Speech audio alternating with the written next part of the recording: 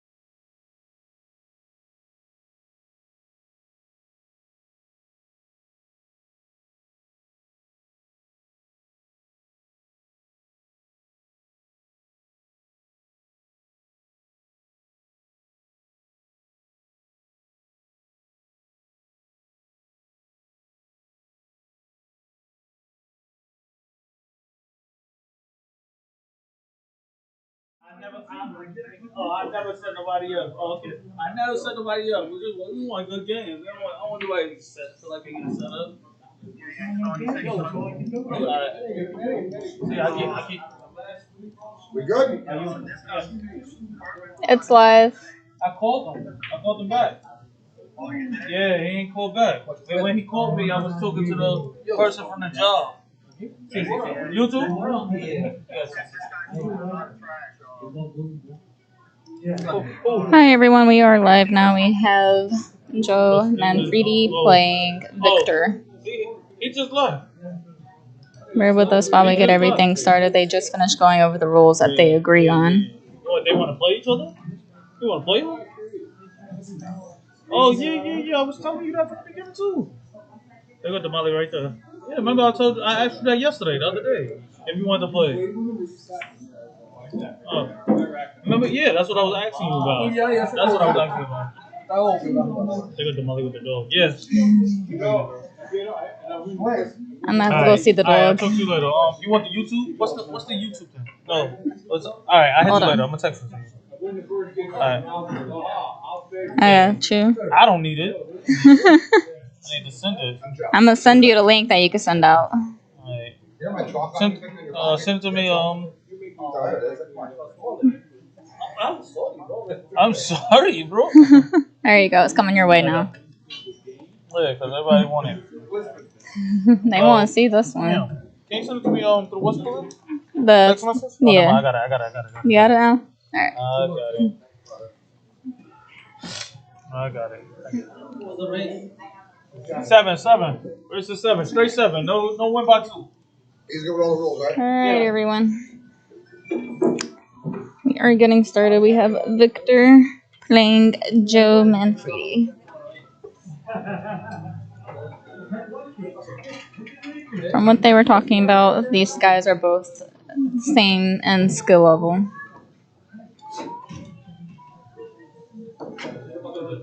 I am going to go make a little visit to a little doggy friend while you guys hang out here.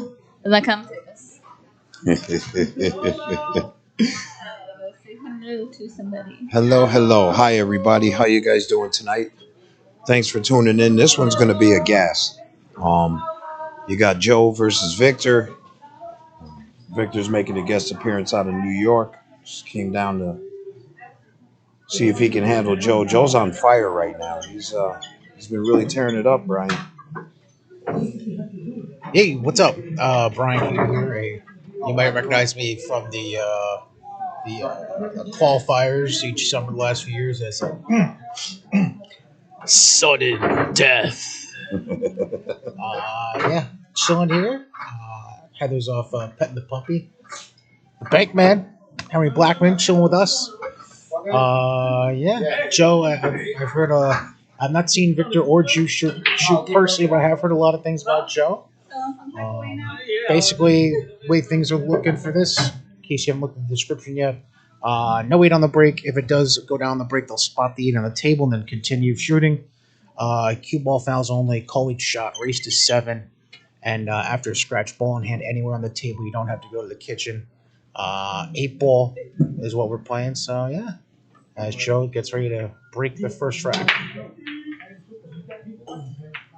Oh, tough break. Yeah, Joe scratches on the brakes.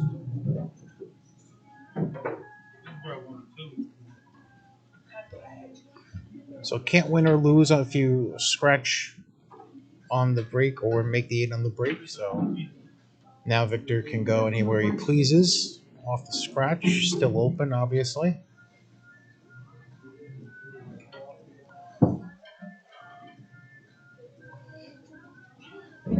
Well, the way things are set up, I mean, there's not a whole lot of options in the middle of the table. About 2/3 of the balls feel like, maybe about half actually, for either locked to rails or nearby. How are we doing? I am doing great. So it looks like Victor's going with low balls. I already see an immediate problem here. It looks like a lot of clusters. Yeah, there's a lot of clusters here, and he's gonna have to find a home for that 7 ball and that 4 ball. They're both in a tight spot. So if he can get the break out here, this will probably be his only chance. Nope, he chose to go backwards. Not sure why, but he obviously has a method. 5 ball definitely goes by, so that's probably his next shot.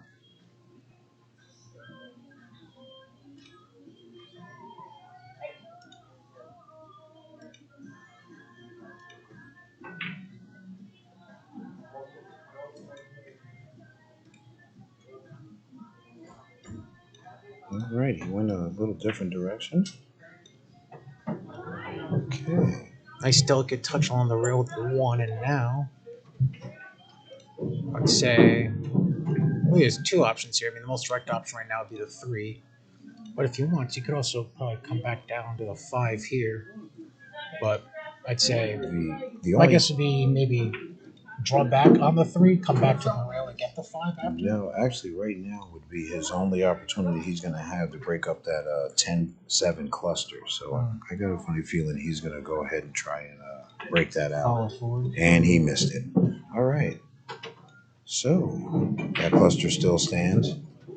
4 ball still blocked up. So this is going to get interesting.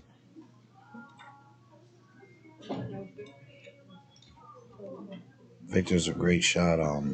Definitely a thinker, strategy guy.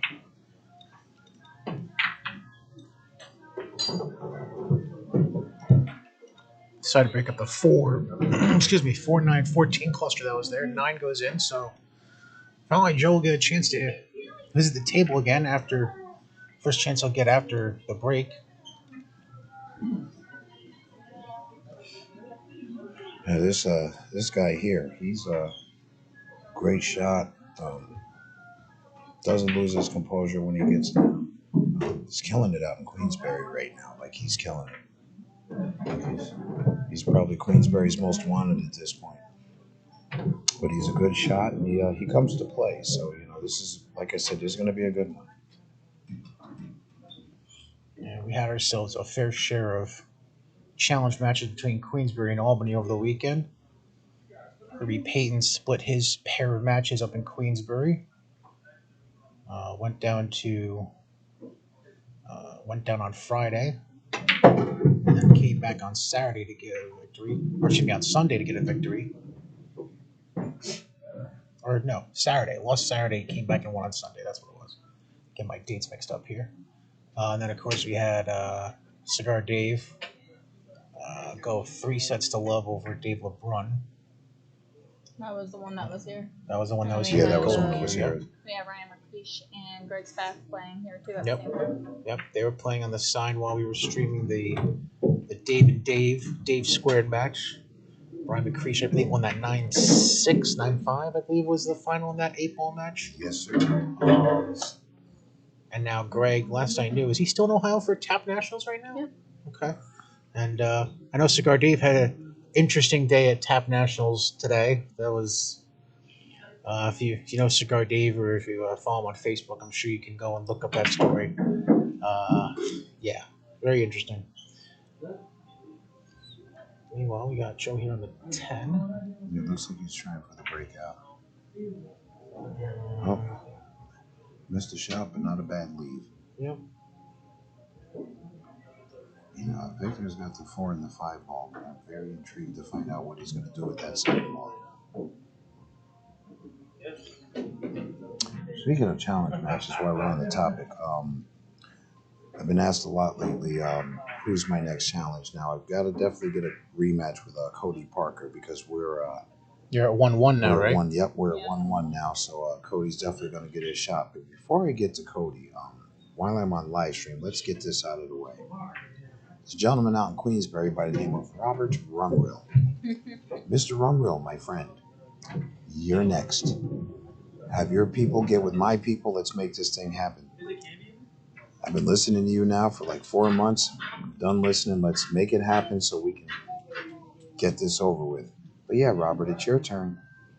So let's get it set up. Your people talk with my people. Let's make it happen. So yep, there it is, folks. My next challenge match will be against one Robert Rumrill, representing Queensbury Billiards. So there it is. Holla back, buddy. In the meantime, Victor took care of the 4 and 5. Now it's come back down table. And has to. Now he has no choice. He has to approach that 7-12, that 7-8-12 cluster right there. Better watch that 8 ball now. Gonna have to watch the pace that he approaches this with.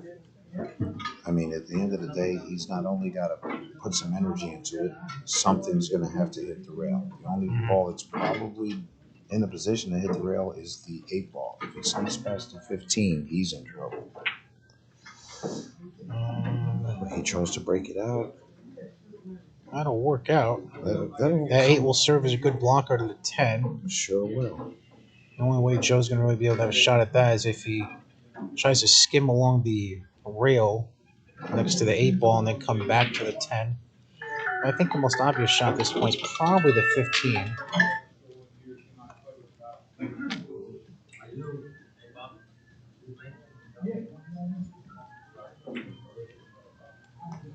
Do you know what Victor's from? Victor, if I'm correct, is from New York City. Oh, nice try, Joe. Second time that ball has rattled off the corner pocket on Joe there. Yeah, that was a nice 2-way. You know, if he misses the shot, he still puts him behind the. He's also created good defense there, Henry. He sure did. Yeah, it's a nice 2-way. He knew what he was doing. And friends, don't forget, we're here at Golden Cue, 1048 Central Ave in Albany. I believe open till midnight tonight, if I remember correctly. So if you want, come on down. I know the 7-foot tables are being used for, at least 2 of them are going to be used for the league at some point later on as Victor is able to make contact successfully on the 7. But ton of tables still open. You can come on down, check it out. And yeah, and don't forget we also have the Joss tournament coming up this weekend, Saturday and Sunday. That'll be streamed. Dee's gonna be having her tournament tonight too, her Wednesday night tournament. Ah, yes. Don't forget your Wednesday night tournament with Dee. That's correct.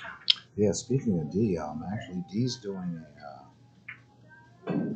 a guest appearance out in Queensbury for St. Mary's Hospital this weekend, and I am actually going to shoot against her at 4:00 on Saturday afternoon with a donation to contribute to that cause. So I'm going to do a lot of that before the end of the year. I'm going to go out and do some charity shooting.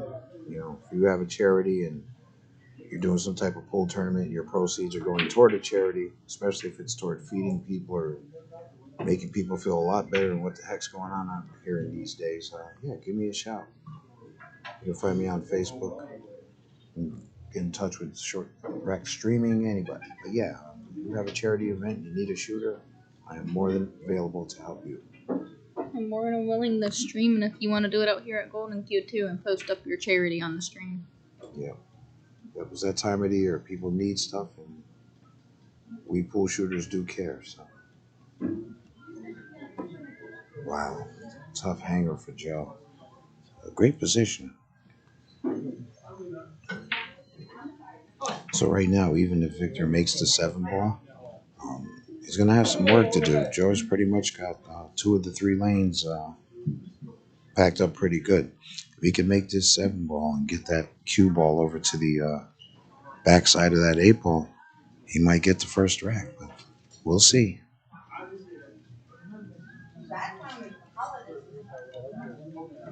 Taking a bit of a break. Are you on break right now? Maybe Victor might use the bathroom. But to follow up on what you were saying about this weekend up in Queensbury, Darlene, all her matches are already fully booked. Just to give you an idea, and I want to thank everybody that's going to be supplying a minimum $50 donation for St. Mary's in order to help out with the fundraiser with Darlene. So Darlene will take on 6 matches, all beginning at 10 a.m., running throughout the day against friends of ours like, of course, Mr. Blackmon here. Mario Ramdial will be one of the matches. Suli, Doron Sotaya. Suli, my buddy. Hey, buddy. There will be matches played on Saturday. And then also, speaking of that weekend, Sunday, you know who's doing 3 challenge matches for charity? Oh, who would that be? One Mr. Manfredi. Oh, yeah, that's right. Joe will be doing 3 challenge matches. That's a great shot by Victor, but that leave is going to be tough. Dylan Procella has signed up so far, and he's looking for 2 more. So the Dylan match will be 4 p.m. Sunday, and then looking at time slots of 5:30 and 7 still available. So make sure you reach out to Audrey if you are interested in taking part in that on Sunday against Joe. And you do a little scouting in the meantime right now as Joe is playing this match right now. That's all charity matches? Correct. Yep, all of them. Yeah, speaking of charity, Joe might have just got some because Victor's got some drama going on right now. He is calling the cross corner. Now, this is definitely a makeable shot, but if he misses, he's pretty much leaving Joe a pretty open table with only 3 balls left. Just kind of walk us through what's going to be necessary to make a shot like this, because this is going to take in a very extreme angle, because we're talking, it's not a situation where you have an angle on the cue ball to center the bank off the short rail to 8. So how would you approach this? Approach to this is you're really going to have to get between the 8-ball and the rail with should have been bottom left spin, would have carried the 8-ball across, but as you can see, that executing that is just a nightmare. Meantime, Joe gets another chance at the table here. And now the 10 will fall. And now, pretty straightforward opportunity here on the 12, and then come back down table for the 15. Yeah, so what he's going to need to do is he's probably going to have to go bottom left and bring that thing back down. Oh, went the wrong way. Might be able to sneak it in. No. So good news is he gets out from behind the 8-ball. Bad news is he's pretty straight on with the 15. So now, I actually had a similar shot to this 2 nights ago in league. And he's calling side. Yeah, it looks like he's going to try and use... He's got enough room there, it looks like, to possibly get that. It's going to require a really thin draw. Yeah, he's going to use top right. Thin draw. He's got to follow through. If he jabs, he'll miss the shot. Oh. Wow. Saved by the nipple. Yep. Yeah, that looked like a scratch shot, but he put enough spin on that to have it hit nipple first. That was a good shot, Joe. Nice attempt. That's going to be interesting because these 2 men are both equal skill level, so it's just a matter of you feel best with, depending on which side you feel best doing the draw with. So the obvious problem here, though, is that you're so close to the side, there's potential to scratch into the side pocket here. He avoids it. And Victor wins first rack. Nice shot, Victor. That was nicely done. Well, I truly appreciate Heather allowing me to sit for a second. I'm actually taking myself back to work. Got to go to the airport and do what I do. However, don't forget, with those charity matches in Queensbury this weekend, if you look on the link, If you'd like to make a donation and not be there, there are links to Venmo, Cash App, St. Mary's directly. But yeah, if you can, please find a way to participate. I know times are hard right now, but there's some times that are a lot harder for some other people. See if we can do something for them. But with that being said, I appreciate Brian coming in tonight commentating. Thanks, Heather, for letting me sit. And Robert Remrill, you know where to find me. It's your turn. Good night, folks. Hello, everyone. I'm back. That was Henry hanging out for that first track, keeping some commentary. I was floating around nearby. I had to go see a puppy.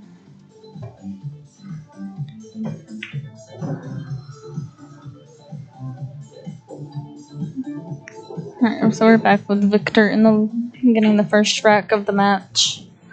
Let's see if Joe Manfredi can make a comeback here and get another rack to get on the board and keep this close. This is a race to 7.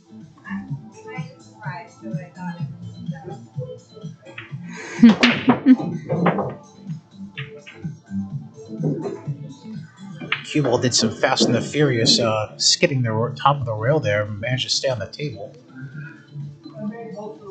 And looks like still open if my count's good. Everything's still open, and this is the kind of break that I just absolutely hate approaching when the things are still open on 8 ball, because having pretty much every ball on the same side of the table, just especially in APA where we're playing on 7-foot tables mainly. A little less an issue here on a 9-foot table, but on a 7-foot table it's even more so a pain in the butt trying to figure out a direction to go.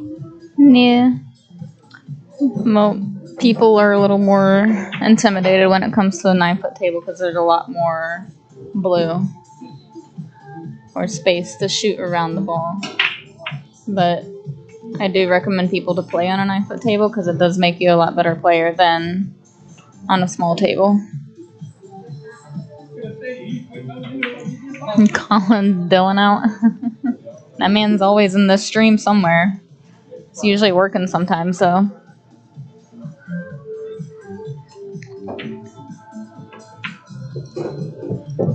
So Victor decides to knock in the 6 that Joe had brought down table with the previous shot. So Victor's going to go low balls again here.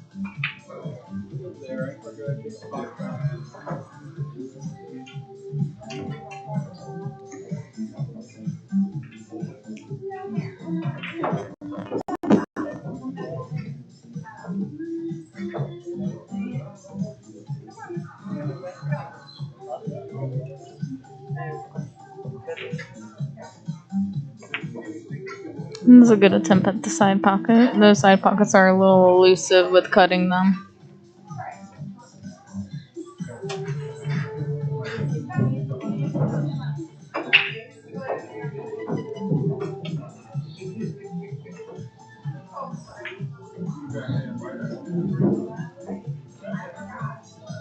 We are only doing 1 set tonight. We're not doing extra sets like the 2 Daves did.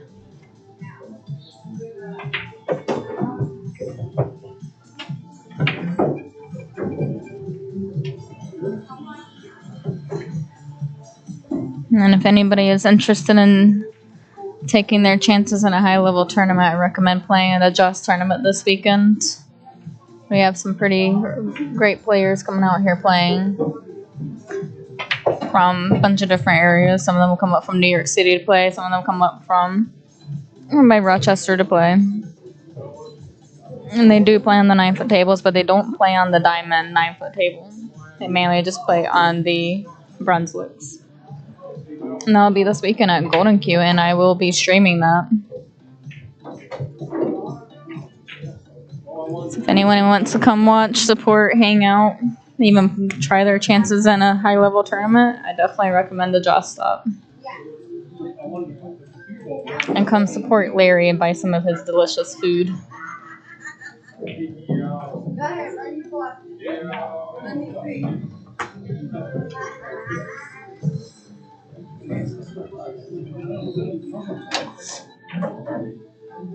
In the meantime, here, Joe's knocked a few in. Now he's got himself set up.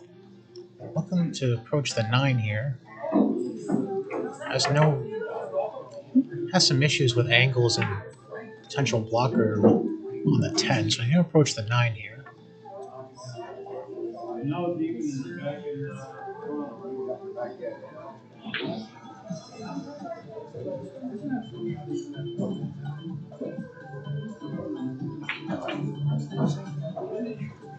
That's just a beautiful shot right there. Not a bad position to be in. You cut the 14-inch pocket, come up for the 10 into the side, and then you have the 8 in the same corner that the 14 will go.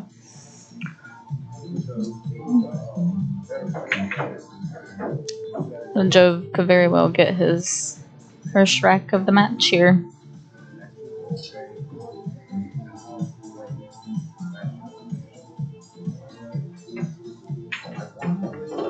Ooh, didn't quite want to run into the 8 ball though. That just pushed into a bad position.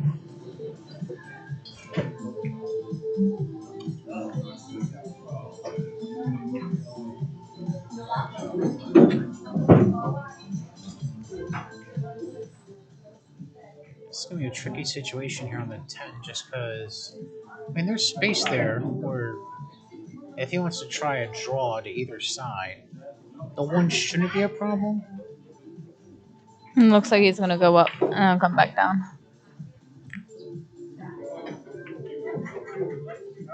Oh, what a great touch there. Nice little bump. And now... Let's see if he can see past that. Oh, I can't tell. He is right in front of the camera. I had it look tricky, but... Guess we'll see. he'll be able to get around. I believe it's a 2 ball on the rail. Yeah. He can get around it. It's just going to have to hit it really thin. Doesn't look like it goes in the pocket, though. It looks like the 2 is just in the way of him going into the pocket. He could cut it thin. If the 2 was more... If it was hugging the short rail, obviously this would be a better opportunity on the 8. But I still think there's...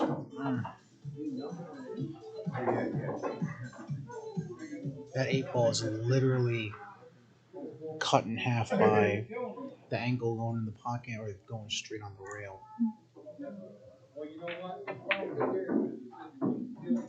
Just try to set it up table. Now it's definitely in a makeup spot for the next shot. If he gets to the table again, we'll see how Victor does, because I'm sure Victor is more than capable of running the table. By the way, I'm going to ask a quick question, because I know we have various sponsors for this programming. Is there a barbershop that sponsors this? No. Alright, so I'm going to do a quick shout out real quick, because you might recognize Victor. He's rocking a Will's Barbershop t-shirt. Now, I don't know if he works there or if he's just a big fan of the barbershop. But it's been around for like 15 years or so. Actually owned and operated by a former local basketball player out here, Will Ibar. Oh, nice. Who's also involved in the Albany Boys and Girls Club, and runs a basketball program out of the Albany Club. I believe it's the one on Delaware Avenue, which is also the same street that the barbershop's located on. So big shout out to Will, a big pillar of the community along the very refreshed looking Delaware Avenue area in Albany. My old neck of the woods. Nice. So big shout out to Will for the great work he's done around the community, and obviously wish him nothing but the best. And great to see that he's got some representation out here with a t-shirt being rocked here by Victor. Victor's now knocked home 2 of his ball, now 3. Hi, Lori. We're doing good. And he got himself it's pretty set up there on the... You heard Jordan's request, Lori. When you come visit in December, bring some food. Hi, boy. Greg. Good luck tonight. Lost some good touch there on the 7 and now put himself in a natural setup on the 1. Now the question becomes how he wants to set himself up for the 3 off the 1. Looks like he's going to set himself up to hit the 3 into that corner pocket. And then try to get the cue ball down table for the 8.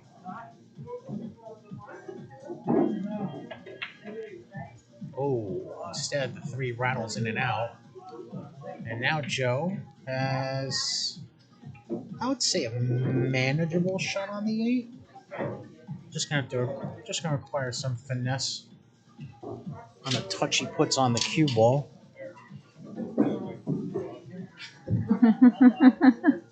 I'll have to go get some crab cakes when you get up here. Oh, is that That's my mom. mom? Yeah, I thought so. Yeah. Okay. All right. This is Brian Katie, also known as Sudden Death, here on commentary with me tonight. Yeah, Mama Graham. I can't think of anyone that makes good crab cakes or seafood dishes in general around here. So we need a little help. She's not going to be baking it, and tell you that now. Oh, okay. Well, I don't know. Just seafood dishes around here in general. We're a little bit landlocked here in Albany, so we need a little help. By the way, Joe, very nice shot on the 8 ball. That squares things up at 1 apiece.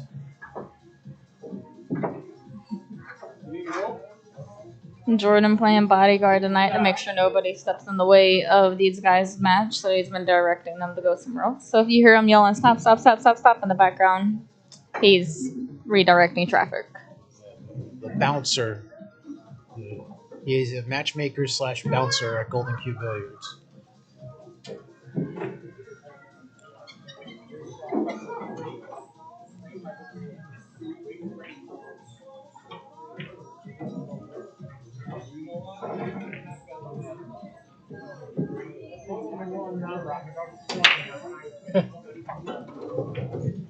Yeah, shrimp. Fortunately, emoji food does not work. In the meantime, Joe put down 3 balls on the break. It's still going to be open. Looks like Joe's going to go with high balls.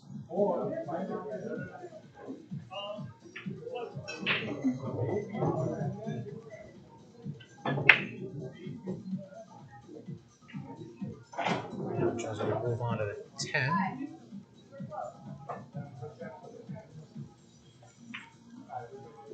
Nicely done. It's up for a nice little love tap on the 9 to the corner.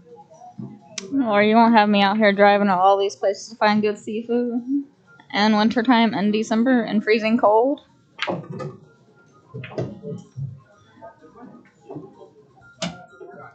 You see Joe is trying to draw it back and give himself a better angle for a shot down table on the 15, but bumped the 7 a little bit on the way back out.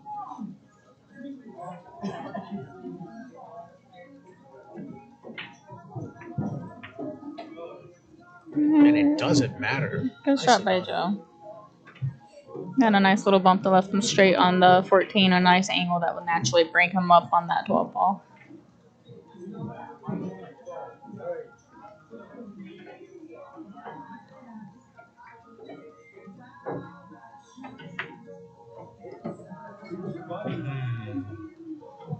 Okay. All he has to do is just tap it in. The 8's right there in the side pocket.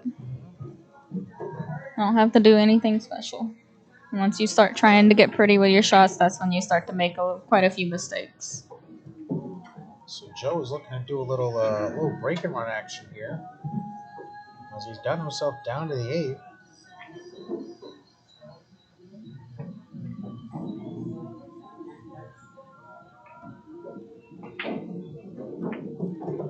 And there it is. Unfortunately for Joe, we don't give out patches here, but nice little break and run. It now put himself up 2-1 on Victor in this race to 7. Nope, this is not APA. We don't do break and runs. We don't do patches. Right.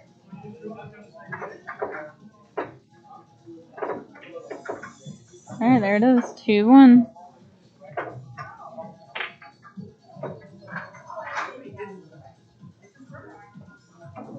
That's great, Laura. It's good to hear you're doing better. Was that which league was that? Was that APA or was that BCA?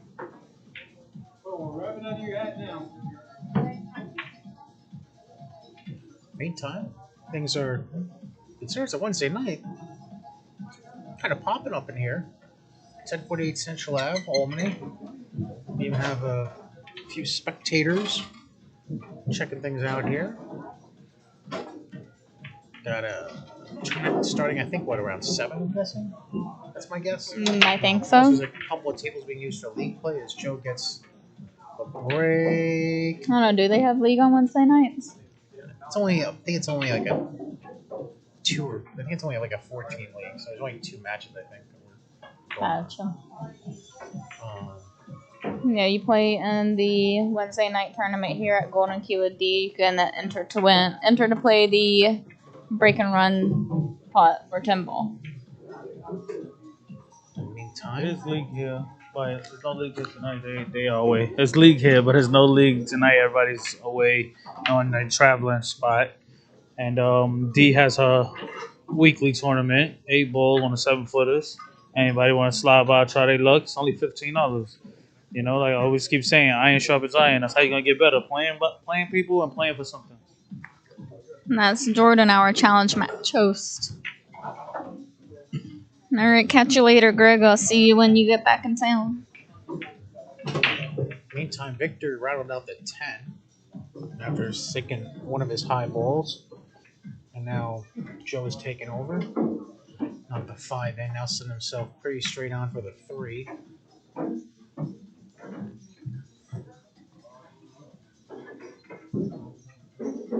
I'm sure Dee will come over and pop in to do some commentary herself. She likes jumping in on the stream. Now Joe is readdressing angles here. I think he took a look at the 1 for a second, but he's decided to stick with the 3 here. Rattle. Ow! Hi! I can't wait to see you in January. Oh, man. Hope you're doing well, Al. I saw you were on the road again. Yeah, he usually does a bunch of different events all over the place. Does Yep, he Turning is. Stone, he did He is the king of pool streams. I think so. he did Him and Frank Maioletti. he did the Empire State Shootout a couple years ago, I remember. Yep, Yeah, I remember. he's always doing some good matches. One of my favorites, and I can't wait to see him and bring you something. Well, Chico's not commentating tonight. Chico is out playing League. This is Brian Katie. He just started getting into playing pool. So he's learning. And he's getting into it. He started doing announcements for our regionals here, and he's really taking a liking to pool. But I'll let Chico know you said hi. We'll bring you some snacks. No, shut up. Oh, jeez. Jordan's always got a match for somebody. And Jordan's looking for Chico. Love you too, Al. Meantime, Joe just took care of the 1 and 4, and now 8 ball's a little blocker on the 2 for him. 6 is not really in the best spot. 7's a little questionable. I think he's going to try to take the 7 down towards the far end of the table. Thank you, Al. I'm using the cameras that you suggested to me that the last time I talked to you. They're very nice. I love these cameras, and I love the controller that I could use to zoom in. The zoom is beautiful on them. Coming soon after paintball. Don't worry, Jordan. I've been talking to him about it. I got you. Up snacks. Gotta bring upstate out some up snacks. Get some Reese's in there. Oh, you gotta give me some of that watermelon moonshine again. Alright, let's see if Victor can make a comeback here. He's been out here practicing quite a bit this past week. He's up here from New York City. Yep, they're NDI cameras. They are hardwire, but they are perfect. If things work out with Turning Stone, you'll get to see them up close and personal. They're beautiful cameras. So I really appreciate your recommendation on them. I think you'll really love them for multiple reasons.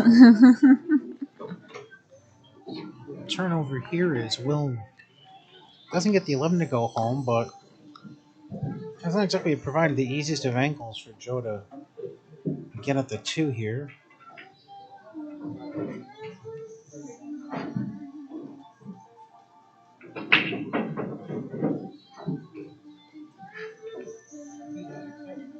I'm keeping up with that. I'm looking forward to seeing all the things that Pool IQ is going to have to offer. Can't wait to talk to you more about that when I see you at Turning Stone.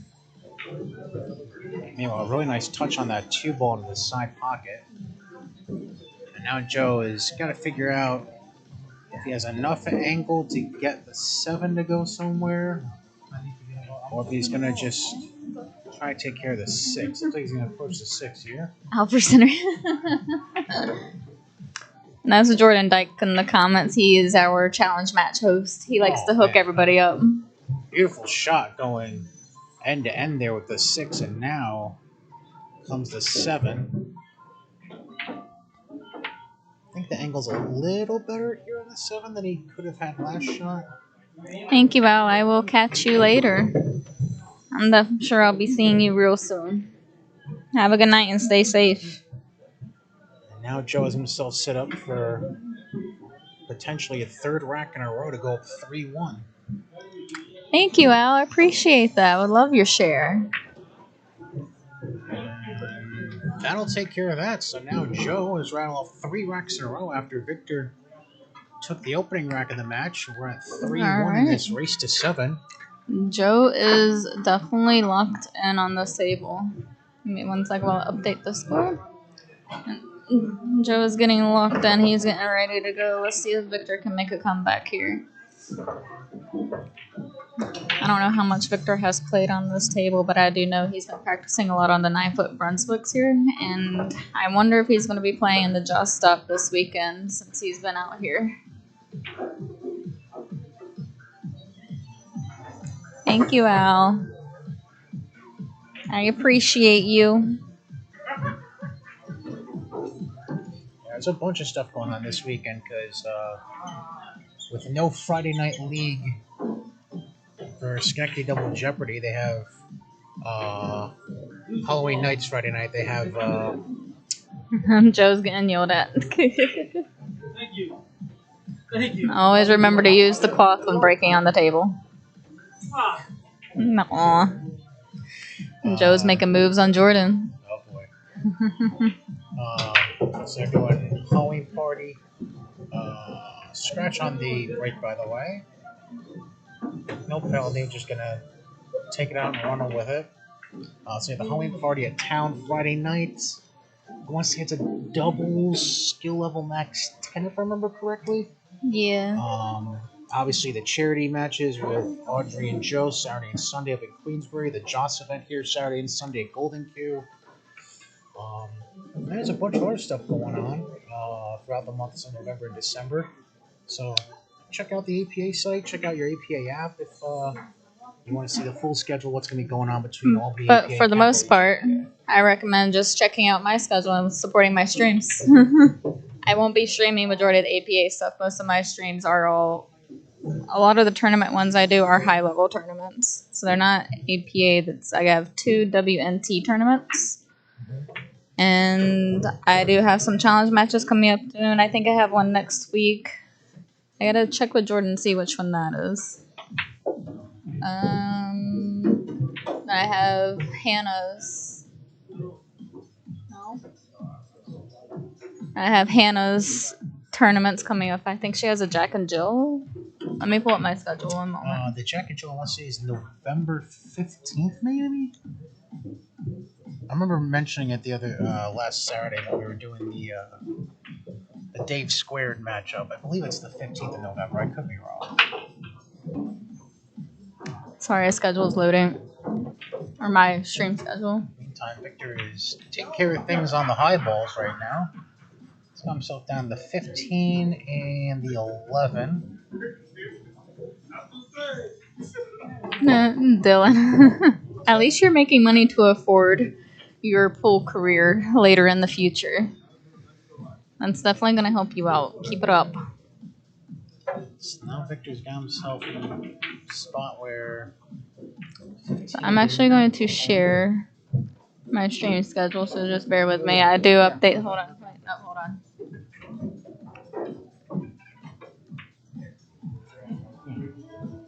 Yeah, Albany, APA, Jack and Jill straight to Vegas is the 15th of November. So if you click on that link, it's going to take you directly to my schedule. I do update that periodically. I have a lot going on. So if you want to know when I'm going to be streaming coming up, you can check that out.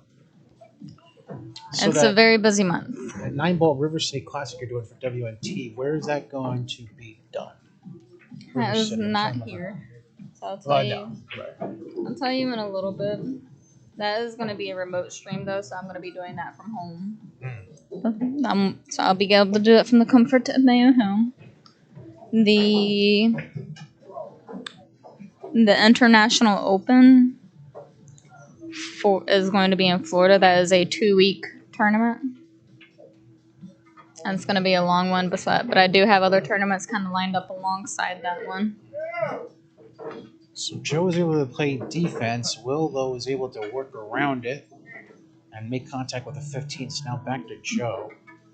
Don't you wish you could go down to Florida for 2 weeks? Yeah. As outside of hurricane season. Here. Outside of hurricane season. I'll be in Florida next year for the Moscone Cup. Right. That is a the most prestigious pool tournament right now. So Joe with a little push shot, and then Will makes contact with the 15, and now back to Joe here. He's calling the pocket into the side pocket. He's calling the ball into the side pocket.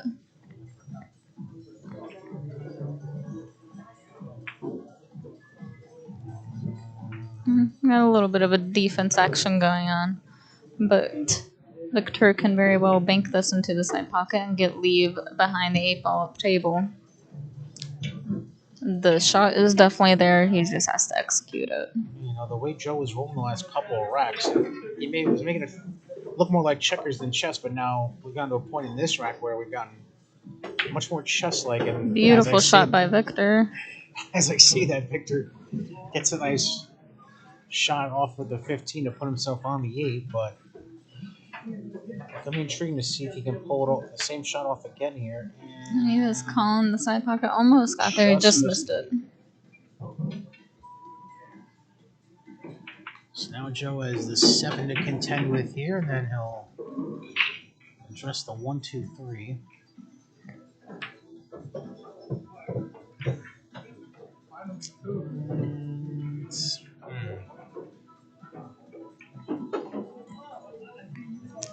Joe can very well get the 4th rack here. And it's pretty open. Every ball has a pocket. Joe could either go for the 2 and try to draw it back into the same spot he's at now. Nope. No? You think he's going to go... Oh, he might do it here, but that's not what I would do. He stunned it. But kind of, you just want the 1 ball and the 3 and then the 8. Yeah, okay.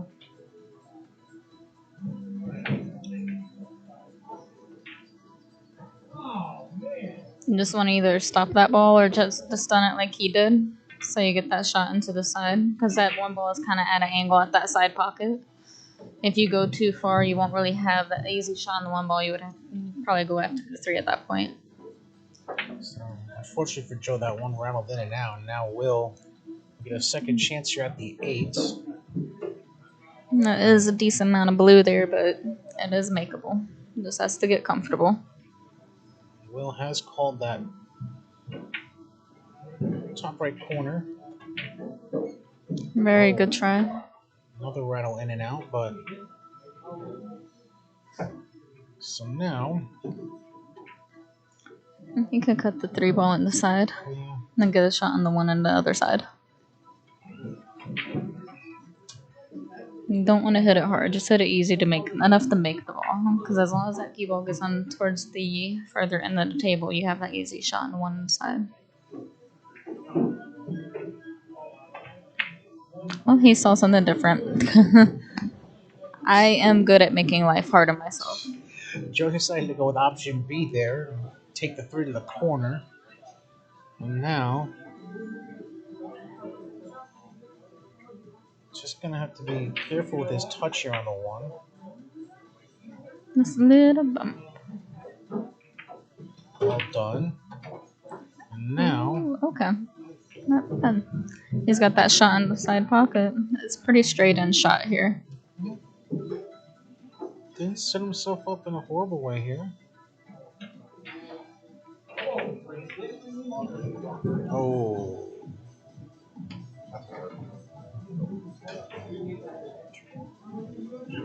Sad face. He gave a sad face. He knows. So now Victor's going to see if we can do third time's a charm on the 8 ball here. Couldn't get the shot off the rail to go on the side. Couldn't get it into that corner pocket. And now he's got a third opportunity here. He's trying to decide if he wants to try and cut in the side. If he wants to go all the way to the corner with this. I think he's going for the corner. Nope, went for the side and Ooh, nice little it'll bump hang on around. that. So Victor stops the run for Joe at 3 and cuts the deficit down to 3-2 in this race to 7. I'm just gonna take a quick cigarette smoke while I'm racking.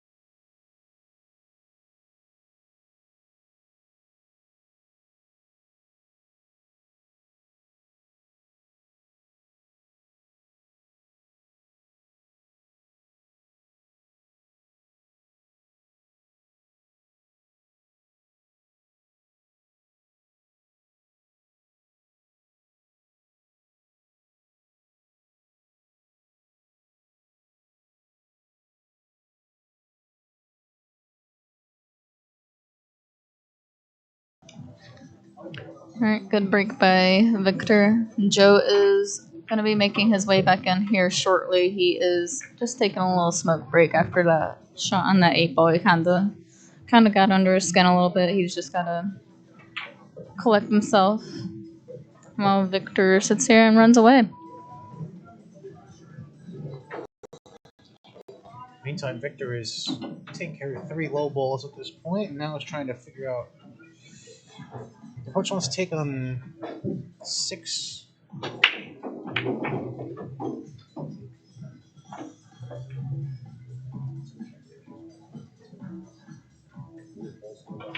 He's got a little bit of a cluster here. Let me turn on the camera real quick.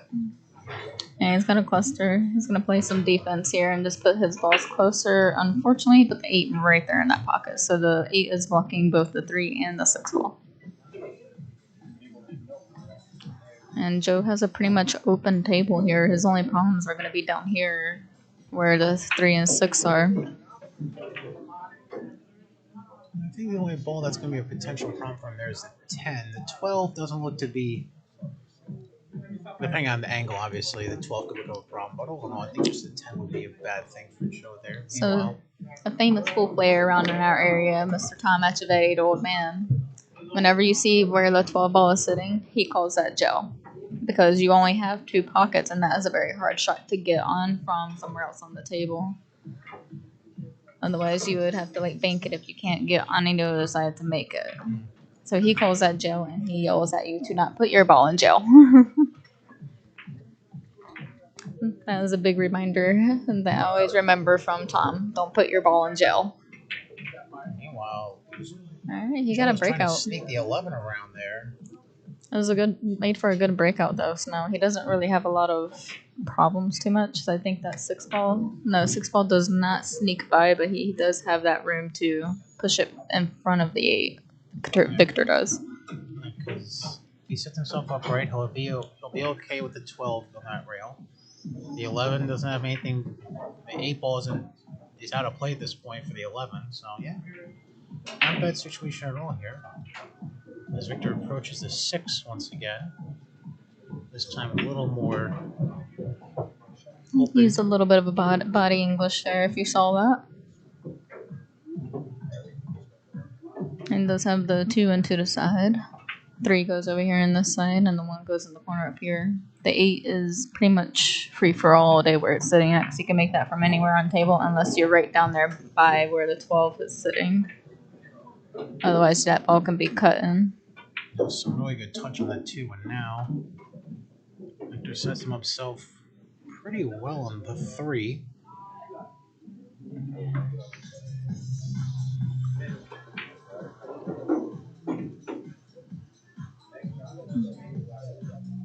Stays can go on the 1. So he takes You care get of a the bump 1. on the 9? Hey, a little bit. That's okay. So you guys can see what I see. You can cut that into the side and then just get a natural roll to come around for that 8. You just don't want to get stuck behind the 9 ball because he is at an angle, so he has to go the other direction. And just miss it. That's what we were trying to avoid, is getting behind that 9 ball. So now the lower skill level I am, I probably would have addressed the 3 first before going to the 1. But I don't know, I feel like it would have prided me, knowing my skill set, an opportunity where I could use the right kind of cut and speed to get the 1 to go in the corner and have the cue ball come back down the table and avoid the blockage that Victor's kind of put himself into at this point. I usually always choose to go with what I'm most comfortable with, which isn't what most players are comfortable with. I do have a tendency to take risky shots. Some players don't.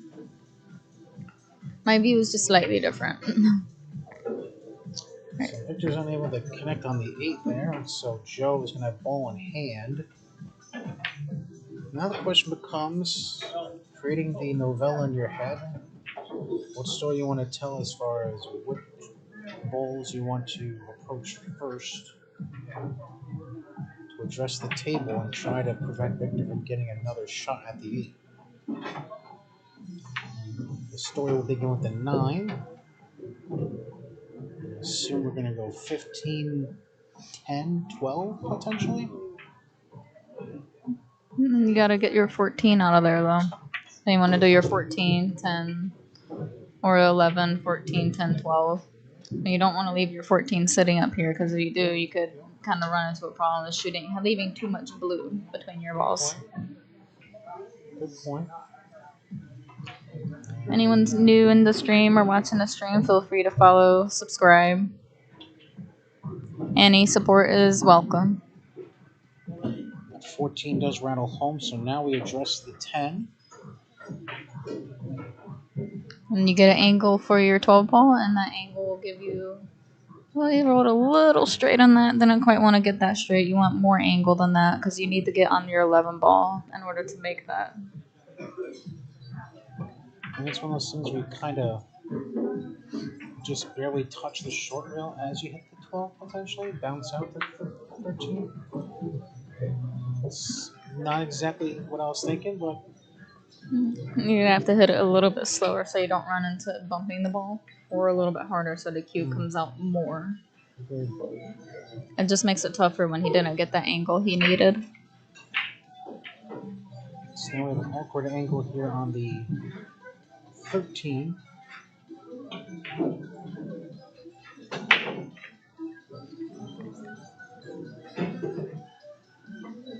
Alright, let's see what he's going to do with this ball. He could go for a very tough cut shot into that corner. Or he can go for a defensive shot and just bump the 8 into the rail, leaving the cue down there kind of where that 8 ball is. So that would leave Joe either playing a defense, or Joe could probably go for a bank. It could go either way. There's a lot of options here, really. I'll tell you something. If there's there's one specific kind of shot that I absolutely hate. It's cue ball frozen on the rail, man. Yeah, it's Cue ball tough. frozen on the rail is just, especially if I'm like in the middle of a rush, I guess would be the best way to put it. Like if I made a couple balls and now I'm frozen on the rail, sometimes I just gotta remind myself to slow myself down, to remind myself how to approach my cue angle as far as getting into the Oh, cue he's ball. calling the bank. Now, shooting on a rail or shooting over a ball is really tough. Sometimes you don't always have control. Very good try. And a good leave because now it's a real tough shot in that 11. So Joe can either just bump this softly just to bring the 11 right in front of the cue ball instead of right there by that rail. Or he can go for a bank as well. Looks like he is going to be going for a defense. He didn't really call the shot. Yeah, but yeah, it's always important not to rush your shooting. No matter the shot you're on, don't rush it. If it can be the easiest shot, well, don't rush it. Even pros miss easy shots.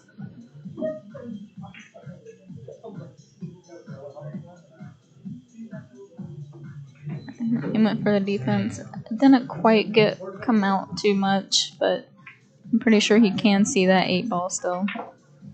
Just needed 11 to come out about another inch or another ball rotation more, and then he likely would have gotten that defense that he wanted. So let's see if Victor can even this out.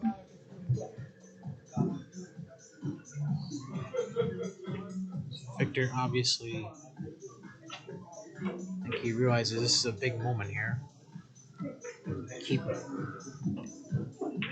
Oh, Very good shot. All right, now it's evened up 3-3 and a race to 7.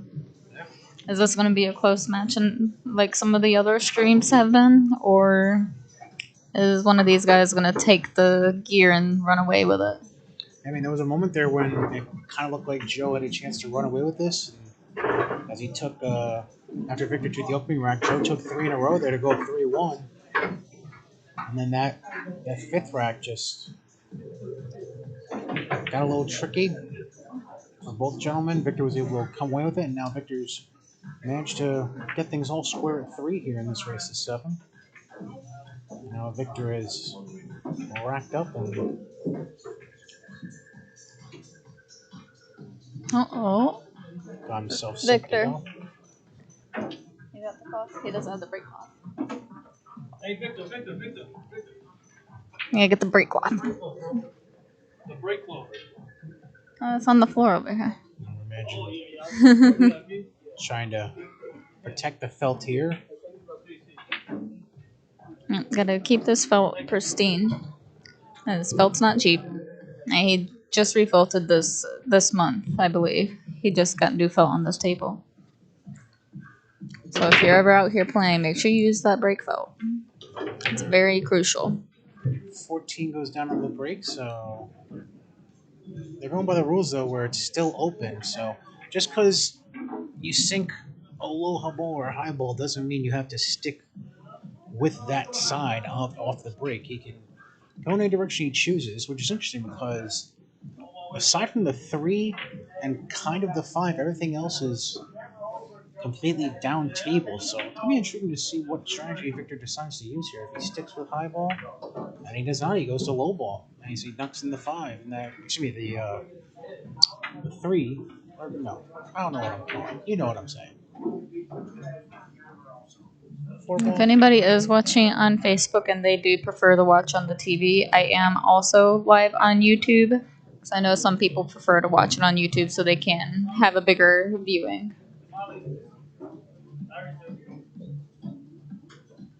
The owner, Larry, just walked into the building.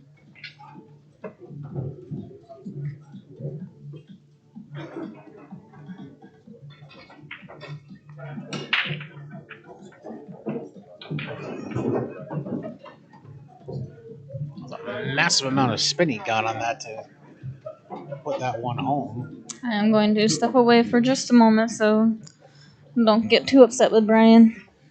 Yeah, don't yell at me.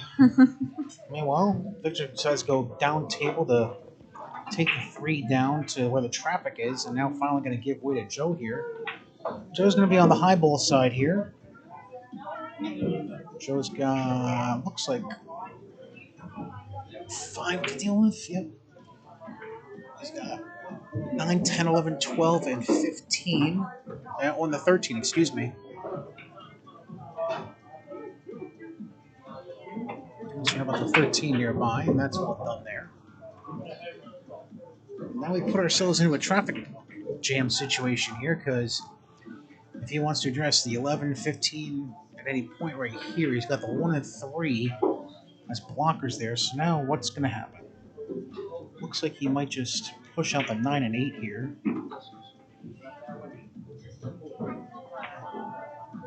Oh, he's able to hit the 9 and avoid the 8. Very well done. Oh, wow. What a beautiful shot that was. A pristine amount of touch on that 9 ball. And now it's time to address the cluster. Now I love tap that 9, it's gonna be that 12 into the 11. And roll in that 1, make it even more of a problem. One real shot Victor has here is on the 4. And that 4 is gonna knock 13. So now the 4 ball is the rogue ball on the table. And that 13 is not completely adjoined to the cluster there, but it's in the ballpark. So obviously, Joe's going to push the 13 here.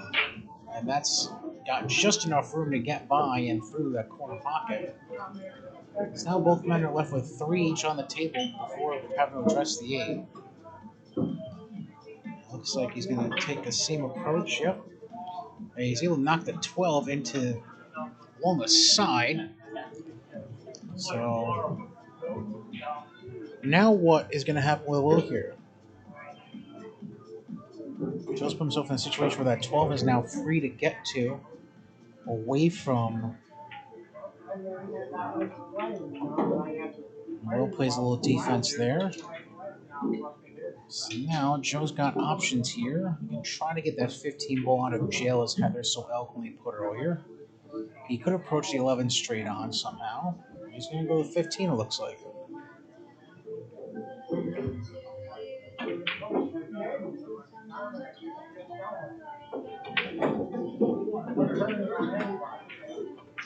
And Joe, we got the 15 out of the situation he had himself in, but did not go in the pocket. So now Will has open game on the 3, if he so chooses, which he looks like he does. And now he'll.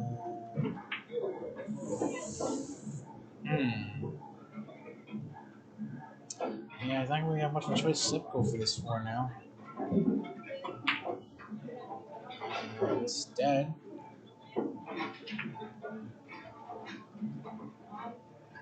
goes off both short rails and comes back down to the colder end of the table without any company. So,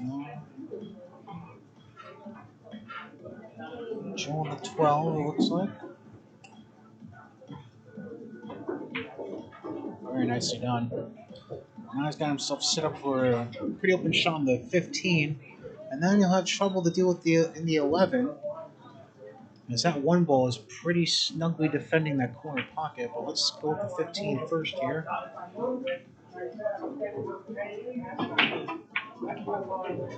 Well done. So now, the question of the hour. What to do about this 11 ball with the 1 ball blocking the obvious pocket?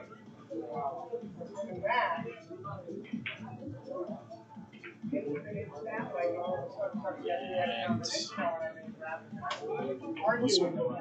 basically playing a safety shot and almost accidentally knocked the 1 in for Victor. So now that 1 ball is in a nasty spot where it's not really outside the corner. It's kind of in that tricky area, that shade of gray where it's like half in, half out. Victor decides to tap it in and now come back down to the 4.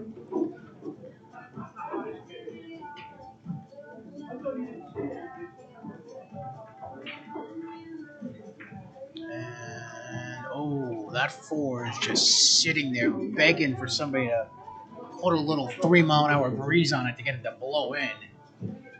So now Joe will get an opportunity here to try and put a stop to Victor's little run here.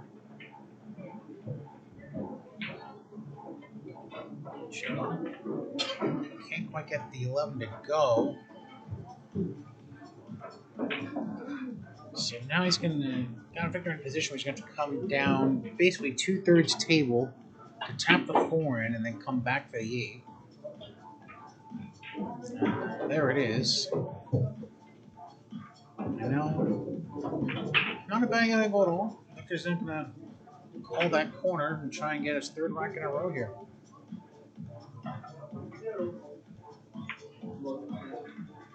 And that one's just off. At the same time, he had the cue balls pretty frozen against the short rail there to deal with the 11. Let's see what happens here.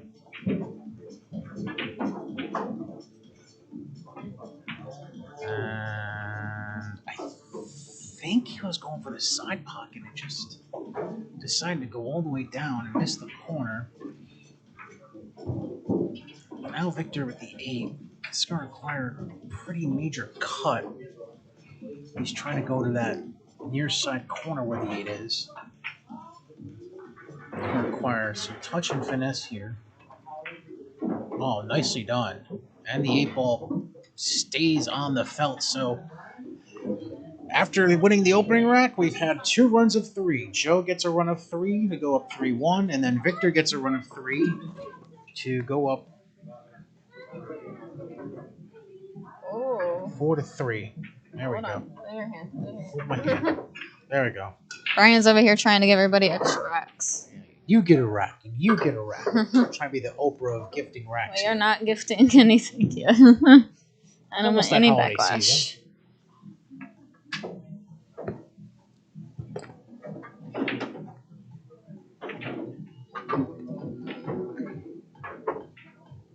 I just had to go talk to Larry for a little bit and turn the match on the TVs up front so people that are here eating, sitting at the bar or whatever can just watch them on the TVs up there and they don't have to look over the bar area or look for seating anywhere. So fancy. Yeah, I gotta give everyone needs an option on how to watch the stream. Of course. Alright. So Victor needs 3 more. Joe needs 4. So this could still go either way. Both these guys are still pretty close in their matches here. They are playing fairly evenly too. One of them take a good run. And the other one will end up stepping up. And for this, Stretch into the break. Nick, he can have the option to put the ball anywhere on the table. I know some people say the kitchen, but they have opted to choose put it anywhere on the table. No kitchen here.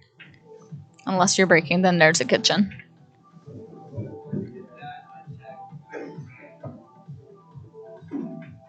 Speaking of kitchen, were you talking to Larry about trying to get food for yourself too while you're here? No, not tonight. I'm full. But he does have very good food. I 100% recommend his Philly cheesesteak. That is my favorite here. He does have wings. He has chicken tenders for anybody that's one of those picky eaters. I think he's going to be doing Reuben sandwiches this weekend as a special for the Joss Stop. A little spin. So we got ourselves still in an open situation here following a shot from each. And as I say that, Victor hammers home a high ball.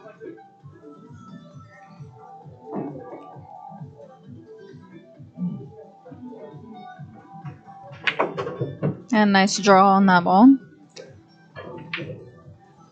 Looks like he's going to go for the 9 because the 9 does clear the 6 ball. And he could get either follow it up and get leave on the 12. Oh, and you don't want that to happen.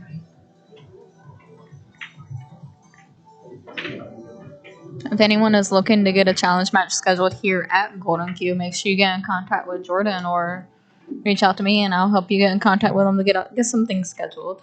You got any grudge matches? Start calling them out. Line something up. This is the best way to test your skills, especially on the 9-foot table. Meantime, that 10 ball route then and out on Victor, so now Joe will step up. This done on the 1 there, comes back down to the table. Now, He does have a little bit of a problem here between the 3 and the 5. They're clustered together. But the 5 does go past the 10. Okay, carry him off the 10 into the pocket. So it'll bump his 10 out. But it is a tough shot, that one you gotta be precise on. Oh, Joe. Joe decided to try and take the 4 down the opposite end of in the corner. It did not go down, so now Victor comes back in. We'll address that 10 in the corner. Finish the job on that. Very nice bump. And then one would assume... This is where he should go for that 12 ball. Because you can't really use any other balls to get down there. And you want to stay on this end of the table because that's where your other balls are. So take the 12 now. And then you can work on your 14. And you want to be on the side of the 15 ball because 15 doesn't go past the 4 into the corner. Yeah, because right now you got 3 and 5 blocking your way into the 14, so there's no real shot there. 15 is not even worth addressing with the 2 and 8 there, so Victor ends up not making the 12, so 12 is still in play, and now Joe has a decision on his hands. Does he want to address the 3-5 situation now? Does he want to go after the 6? Want to go after the 7? Address the 2-8 situation that's in the middle of the table. So he's going to go to the 7.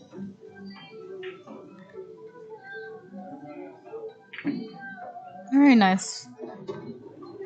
Still has a little bit of a problem here, but he can go ahead and make that 5 ball now to break up that problem area. And slowly work your way around. So now, thought would be obviously the 3 or the 5. I'm guessing the 5. 5 will go. He is realizing his 4 ball is in a tough position now, but the 4 does go past that 15 ball. It does have that window. He just has to get back up table, and the 2 definitely goes into the corner pocket as well. All his balls have a pocket, it's just a matter of getting the correct positioning on them. Oh, Joe. Joe Manfredi. I honestly thought he was going to try and just go for the 3 there and try to draw back out a little bit for a little bit more open angle on the 6, but decided to go 6 ball instead, and now he's got a problem. Now he's created a problem for Will because that 6 is in direct line, it looks like. Did you call him Will? Or Victor. Why did I call him Will? I don't know. Because you're looking at his shirt. The shirt, yeah. So he decides to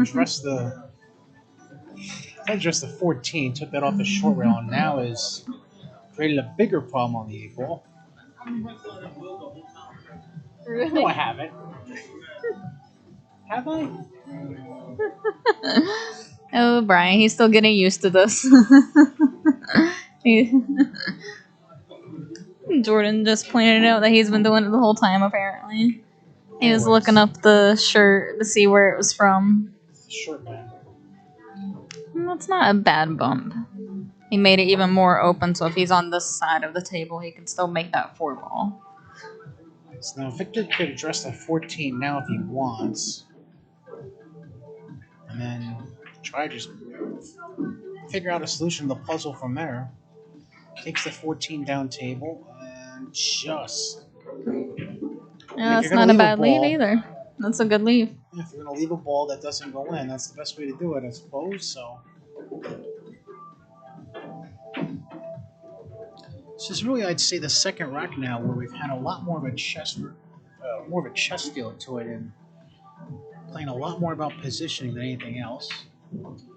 Alright, he just opened this up even more so Victor can go for this 14 ball and then get an angle on that 12. So he has to bring, when he gets the angle, he has to bring the table. Have big enough an angle to bring the cue ball down table to that 15. And the 8 goes in the side pocket and can go into the corner as well. He just has to make sure he plays the correct weave.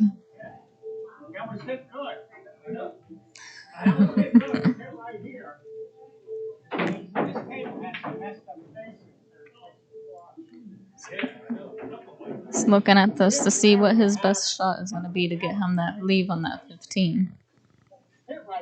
That is very, very crucial.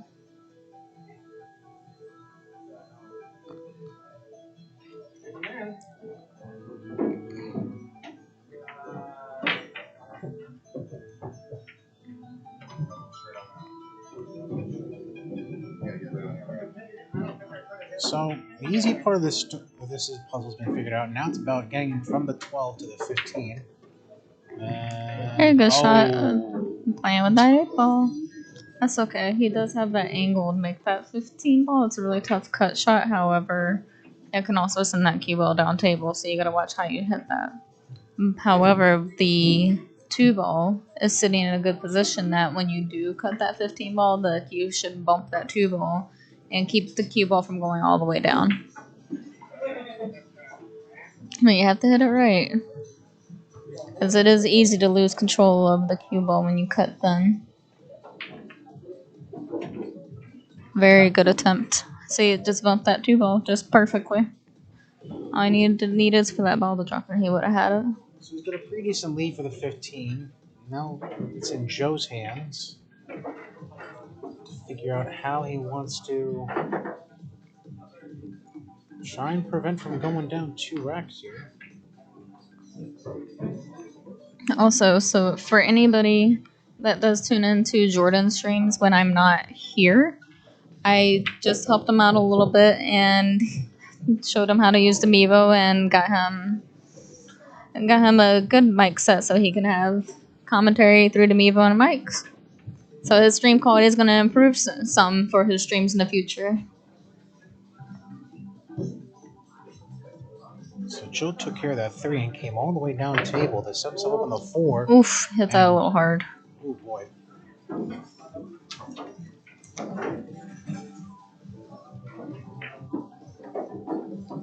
Ay, that's gonna hurt.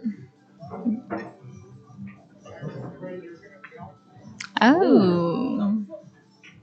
Victor. What is happening? That corner pocket is no one's friend right now. So now Joe's going to get a little reprieve here.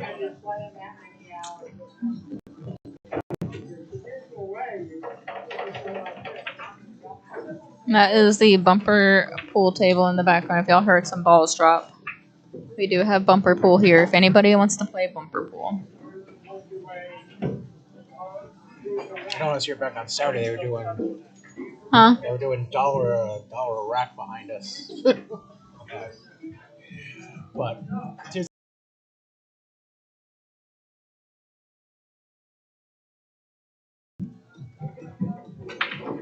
Alright. cut on the 4. Now going to look at the 6 here.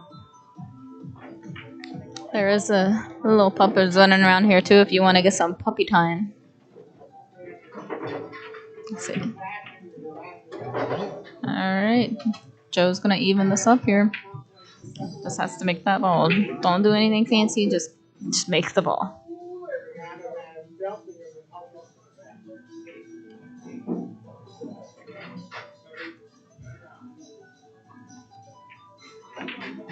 Alright, there it Touch is. by Joe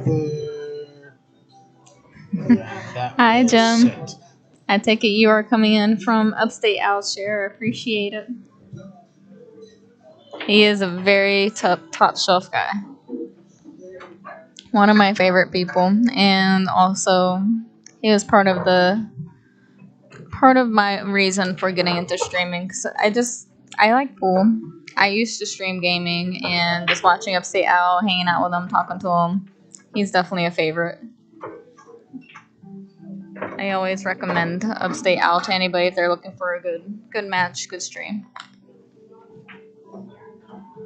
And I love his support. He's actually, the quality of these cameras that I have, he's actually the one that recommended them. So he gives very good advice. Alright. Joe, break cloth. You're welcome. You're welcome. You gotta remind them. You gotta always remember that break cloth. You're welcome.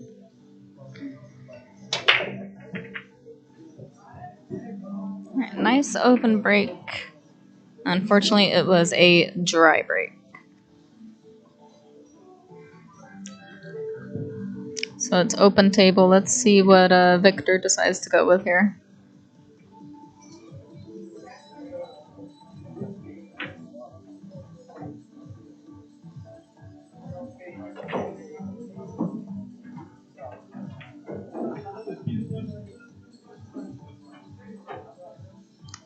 Wow. Were you playing that shot? You're playing that shot? I thought you were playing the 13. That was a very slow drop by the 4-ball.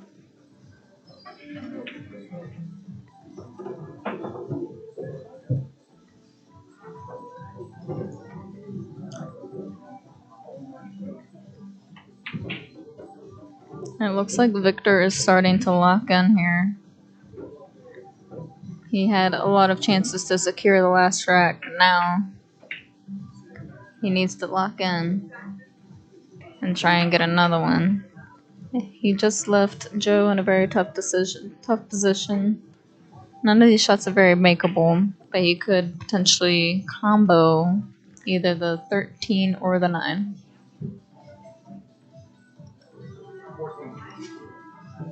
Oh, he's calling a 14 ball. I lied.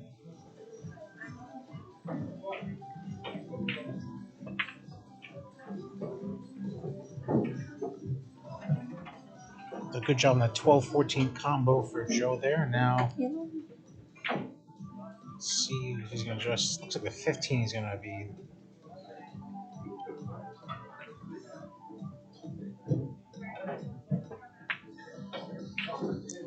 Those side pockets are not friendly. You gotta be pretty precise with those ones.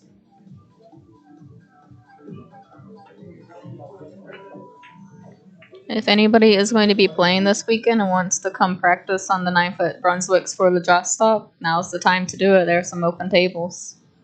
He does have some of these tables newly felted, so you do want to get acclimated to that speed. What do you have to say about these tables? All I gotta say is I don't care who I'm playing. I'm beating them in the Jaws tour. I don't care who it is. You know what I mean? If it's Shane Van Bowen, he's going down. I don't care. Let me tag Shane. He just got called out. Welcome to Fear Factor. I'm only playing Batman, aka Fear Factor. That's Jordan.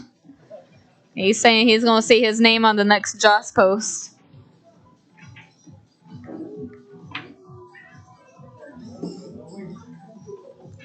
Alright, looks like he is needing the bridge.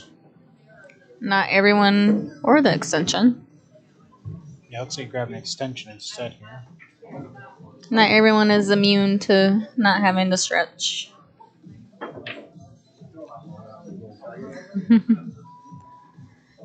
The extension is not quite long enough, but he did manage to get it.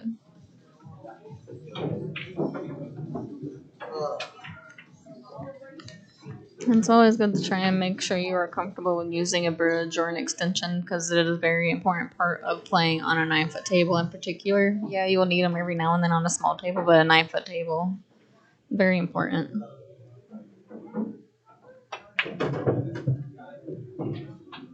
Joe takes care of the 13. Send himself up for the 9, maybe the 15, either one. 9 might be a little trickier angle, but let's see what he chooses here. That 9 does rattle home.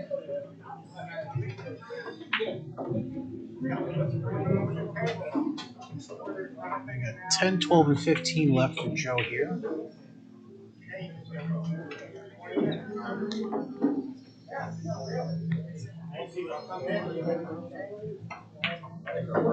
That 15 rattles in and out on him.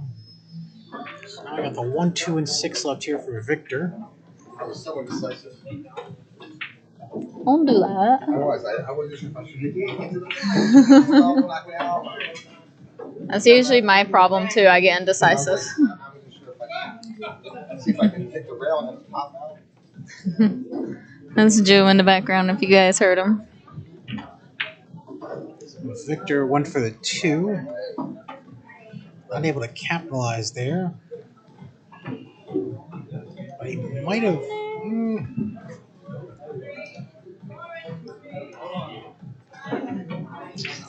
Alright, he's gonna try for this 15 ball again. Alright, Joe getting up on the table. It's a good attempt, but he just pushed that 15 ball into what we call jail.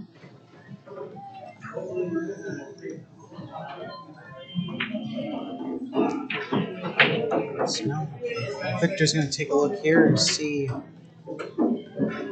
There's no great angle on the 2. There's no angle with the 1, it looks like. That 1 did He not hit that with some authority. Alright, Joe, let's see what you're gonna do.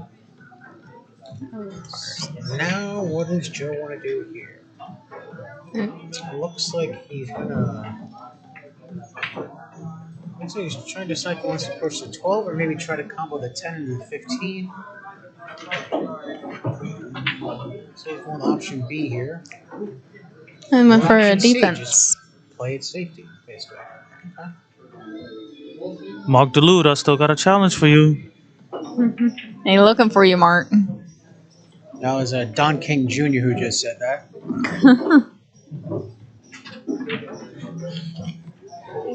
Well, I can't really call him Don King Jr. anymore because he took care of the hair situation. Yep. It's all braided up now. Can't He even say braided that. it up. So now after the safety by Joe, Victor's going to decision here. He's going to try to rail it. He was trying to rail it into the 2 to send it in the side pocket. And it did not work Ooh. out, so it's going to be ball in hand. I believe. Maybe I'm wrong. Maybe. Did he hit a ball? No. Okay. Yep, ball in hand here. So he's going to set himself up on the 12. And then try to come back down for the 10 and 15. But in that draw, I'm gonna see that cue ball fly. There it goes. Beautiful draw shot. Nicely done.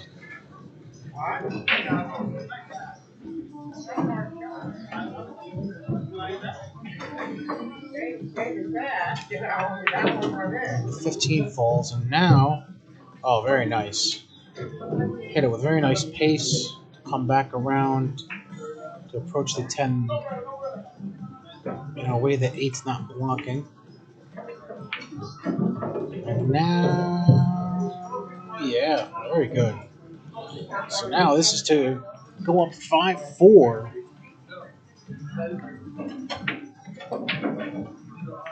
And once again, this is becoming a match of runs.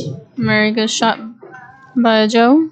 Victor Keeping that gap close and not allowing him to run away.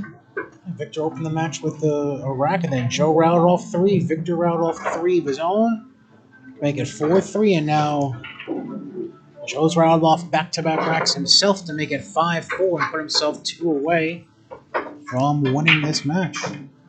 Victor is going to take a little quick break while Joe gets set up for his racking and breaking. Joe only needs 2 more here, while Victor needs 3 more. This could go either way, though. Both these guys have been playing pretty close here. Jordan's Down gonna King go Jr. do trying to tell a. us to take a time out here for a second. I don't know what is he doing. Bringing the They got a mascot. visitor. I love this one. We all sponsored by Lola. Yes, she is. Ain't she cute? Miss Lola. She's so pretty. Later. This is the mascot. Yeah. Use the claw. Lola's just accepted it. That was Mrs. Lola. She's becoming the Golden Cue mascot here. I got no words for that. One ball falls on the break. And no, the one. I think Victor knows that the one fell on the break. Oh, there we go. So, just a reminder though, by the way, because we've seen this happen already earlier, where just because a ball, one type of ball falls, doesn't mean you have to stick with that type of ball after the break. We saw it earlier where a ball fell on the break that I think Victor had the break where a ball fell, but he chose to go the other way. I think he had a high ball fall on the break and decided to go with the low balls after the break. So, Yeah, so they're doing choice after the break. yeah, no commitment at all here. These are modified rules, so they are not your typical rules that you would see in APA or in TAP either. They have decided on their own rules. So like tradition, if you scratch on the break, the cue ball goes in the kitchen. Not here. So now, looks like this. Yeah, Joe 115. So Joe, it's only the second time this match we've seen that happen where this time it was a low ball going on the break, and the person who did the break decides to go the other way. So now Joe's going to take high ball here. Larry! Mr. Lair Bear is watching. He's the owner here of Golden Cue, and he's also the amazing cook here at Golden Cue. And Joe takes care of the 13. I might actually hit him up for something to eat before I go home, right after the stream. Yeah, so much for not wanting anything. I didn't earlier, but I can smell his food. I can smell him cooking. So let's see what he's trying to address here. Looks like that was the 11, I do believe, that just ran home for him. Aye. He's kind of trapped himself there behind the 5 and 7. Something was probably I think he was trying to come out for the 12, but just didn't get enough on it. So now he's got to go down table the 9 here. Or 13, whatever he can get around to. 9 misses. Cue ball come back down table to the near side, and oh no. I'll say that. Joe's beating himself up a little bit. As a pool player, everyone beats themselves up a little bit while playing pool. That 8 ball just kinda did not help. He was trying to get that 6 in the side pocket, but just missed. Just missed the clearance on the 8 ball there, so now Joe gets to step back up. His second try at this rack here.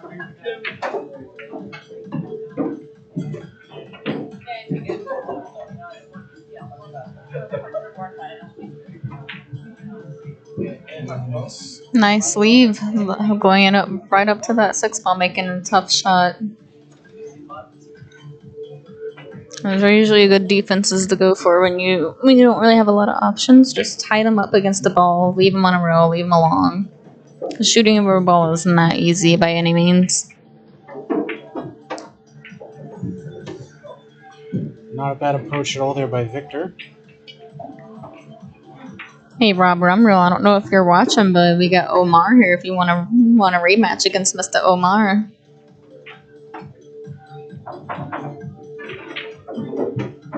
Joe pulls out the bridge to address the 12 ball. Good shot. Cue ball hit the rail after hitting the 12, so It's going to be a little bit of a defensive battle back to back. Alright, Mr. Copperwheat. I expect to see you here bright and pink tomorrow. I'll be very disappointed if you're not. Hope you did well in your tournament this past weekend. You see bright and pink tomorrow? Yep, bright and pink. Mr. Copperwheat is Mr. Pink. Oh, okay. That's his color. He might be wearing green in his profile picture, but we're gonna fix that this weekend. Okay. Beautiful shot by Victor. Very well done there by Victor, going pretty much length of the table in the corner here and now. There's options here. 6, 3,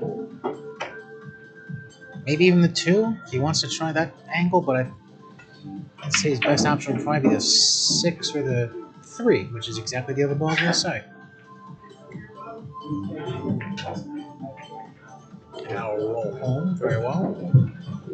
Now probably the 6 to the side. See how Victor decides to play this. And these tables are playing fast here, so I hope you're prepared for fast tables, Copperwheat. Calling you Copperwheat because there's too many Daves. I know too many now. Well, I see you in the YouTube comments, Henry. I know you're floating around here somewhere. And Victor, oh, almost got that down and back to rattle in the corner. So now Joe will get another chance here. Just, I don't know. I'm kind of thinking 13. Yep, 13 then come down table.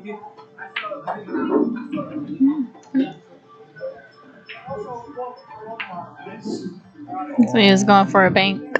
Or, No, he was not opting for a bank. He was playing a defensive shot. That's why he is not shooting it again. so Joe was playing a. So Joe was playing a safe, and the 13 ended up going in. So because he didn't call the pocket, it's now Victor stepping up.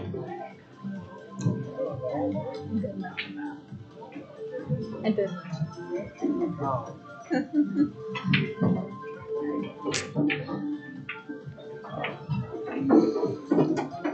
Alright, let's see. Victor's gonna go play a safe here. Get a little bump on it, put it behind the pack.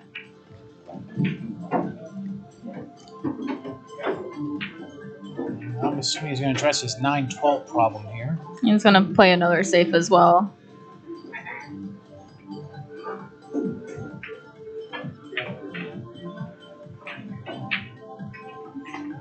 Sit right behind there. Beautiful shot. Unfortunately, he locked the 10 ball up with the 4 still, but he didn't really give much of a shot here. Although Victor can potentially bank the 2 ball, but then he won't have any clean shot after that. So this is going to be a defensive battle because neither one has a really good run out here. So you're going to keep pushing until one of the players will either break and just open up the balls, or until you have a run out you could go for.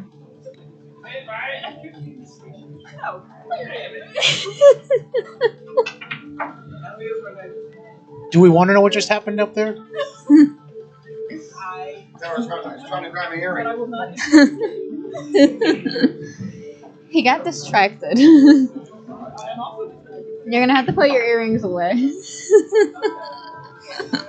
All I know I'm shooting is dangling of earrings. We have Damali up here watching from the bar. She has dangly earrings. Joe is easily distracted by the dangly earrings. Alright. Well, he's pushing his 9 ball into a much easier shot for later. And Victor could take the 2 ball, however. If he does, we'll have to play a defensive shot because neither the 4 or 7 go. So the option is to play defense still with the 2 ball or try and get the cue to come around for the 7. But there's not a lot of options to go with here because all balls are tied. Alright. Another defense. Joe's going to work out the 10 ball here and play a defense shot. He's trying to get all of his balls into a position where he can make them. He's not going to run any of them yet. He wants them in a position where he can guarantee some kind of run. He can make a ball and break something out. Because if you take a shot now and go make a ball, and your other balls are still tied up, there's not much you can do except play defense with one of the tied up balls. But then you open it up even more for your opponent. And you don't want to do that. You want to keep going with safe until you can have an easy run out or breakout. So he was actually going for a shot there because he had leave on the 10. And 12 does go into that corner pocket, it looks like. So what do we think? Do we think Victor still plays into that, or do you think he takes a shot at the 2 here for the corner and then try to address the 4 and the 7 after the fact? Well, the 7 doesn't really have a pocket. So he could go for a 2 here and then play defense with the 4 ball. And push the 4 in front of the 10. Looks like he's going with the 4 ball now and come around and play defense here. And just keep it. He just wanted to keep it in front of the 10 ball though. He didn't want it to roll on the other side. So you want to claim your pocket.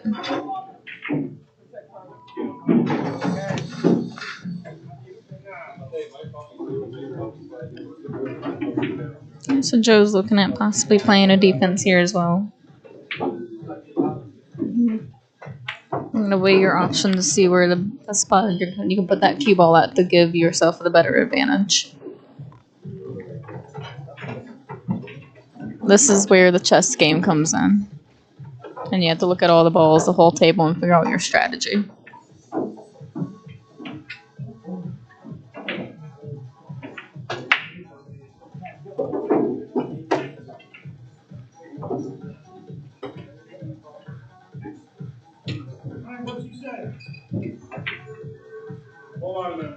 Very good shot by Joe.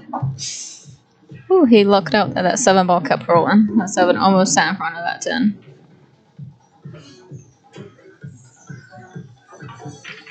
And you always gotta remember, it's not always about making the ball, it's also about playing defensive shots too.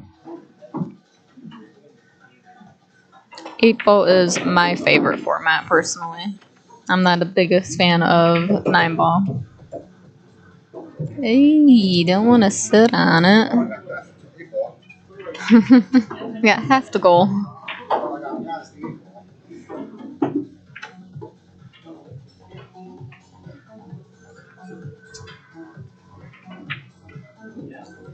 Victor could very well get back to the table here.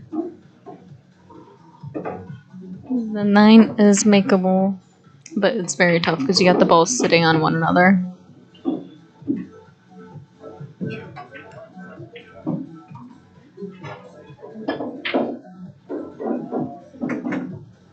Looks like he's going to go in the corner up here.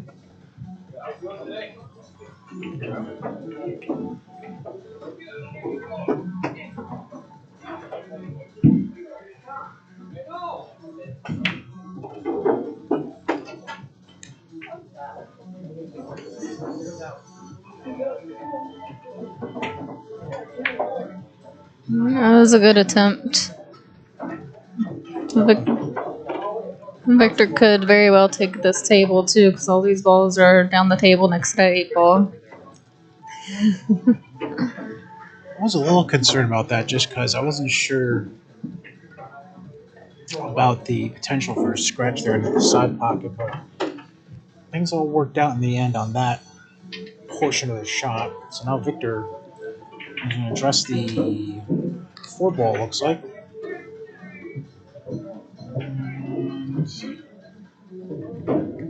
And he got the lead for the 2. It gives him an angle to naturally come around for that 7, so he could very well be out. He just needs to go and hit that short row, come back up, just miss that 8 ball just enough to get you a nice leap on that 7 so you can either stop or draw it back for the 8. Eee, a little hard. Just a little hard there. But that is still okay because you can still have a nice angle there. You can still come around and go behind the 8.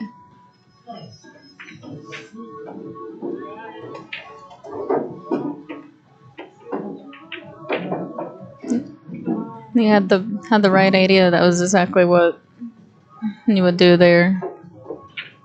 Now he does have that corner pocket blocked for the 8.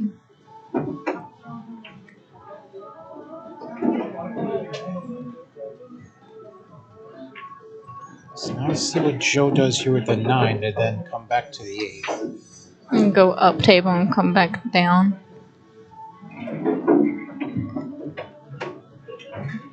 I'll go up table to hit the short rail to come back down so I can get a shot in the corner pocket that the 7's not blocking. So you don't want to get where the cue ball is now because you can't make that ball into that corner pocket. Just need some more speed there. A couple more rotations, he would have had the angle to get the easy shot on the 8. Now he can still cut this because the 7 is preventing a scratch in that pocket.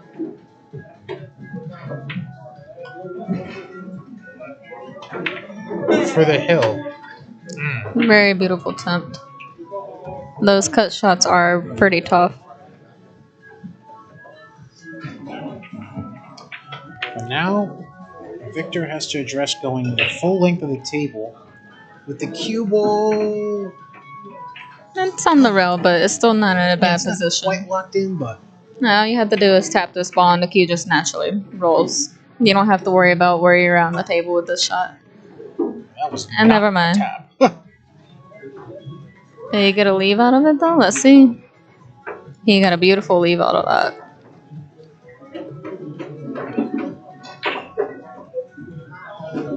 And that 7 to me looked like it was sitting in the pocket and just needed to tap it to bring it up, but he probably saw something differently, and that's fine. He got a really good leave out of that.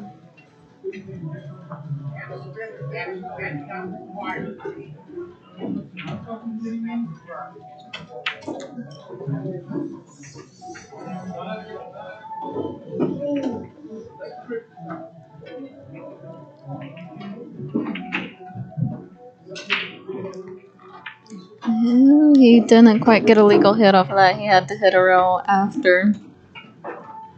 So I believe that should be ball in hand, but we cannot tell them if it is or not. They have to decide on their own.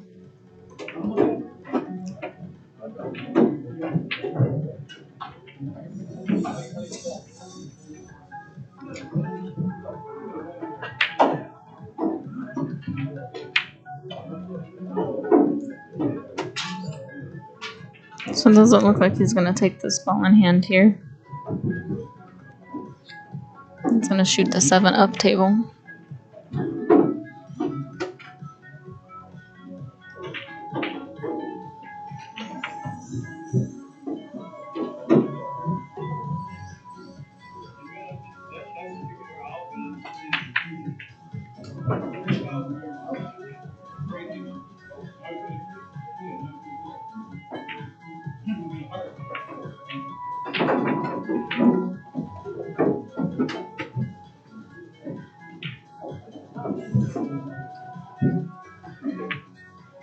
It's a beautiful side pocket shot.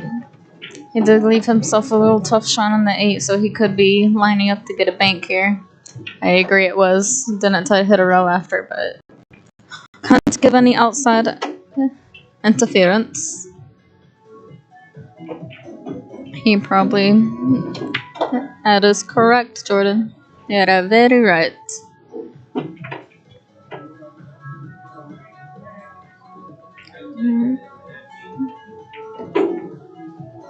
Joe getting a second chance for the hill here. Alright. He gets it. Alright, Joe is at 6. Joe is officially on the hill for this match.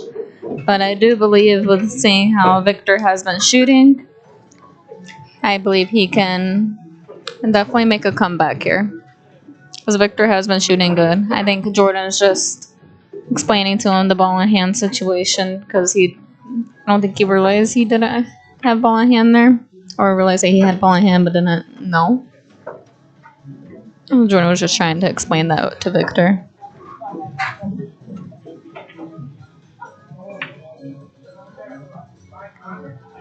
Alright, so are we gonna have to remind Joe to use the break clock, or is he gonna remember? Let's see.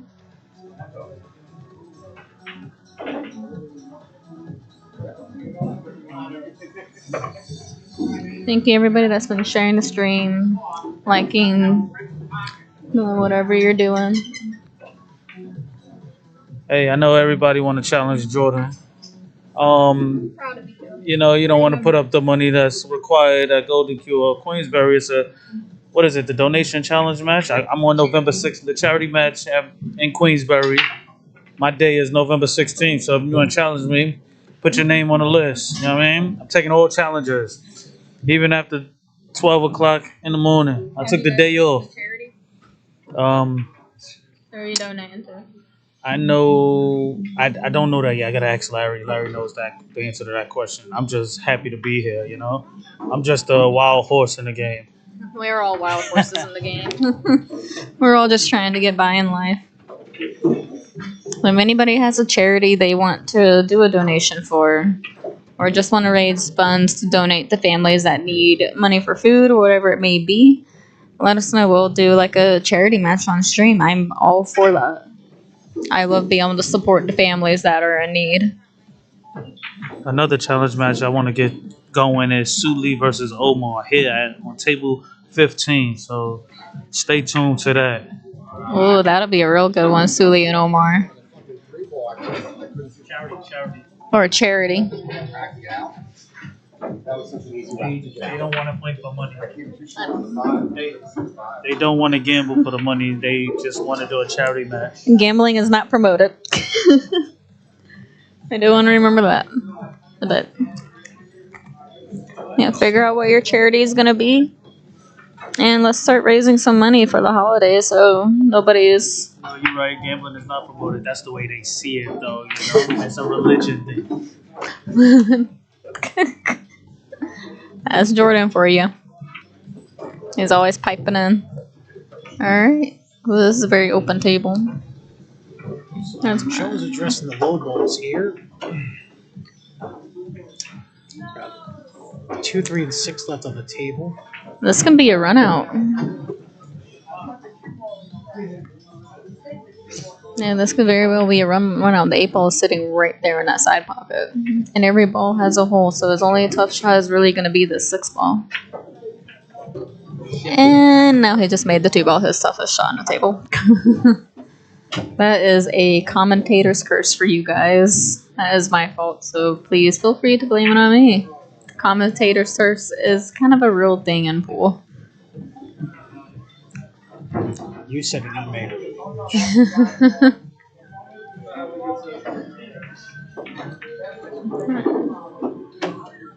He's just pushing that closer towards the pocket. Unfortunately, it did also land in a tough position. Let's see if I'm on the correct camera to zoom in. Nope.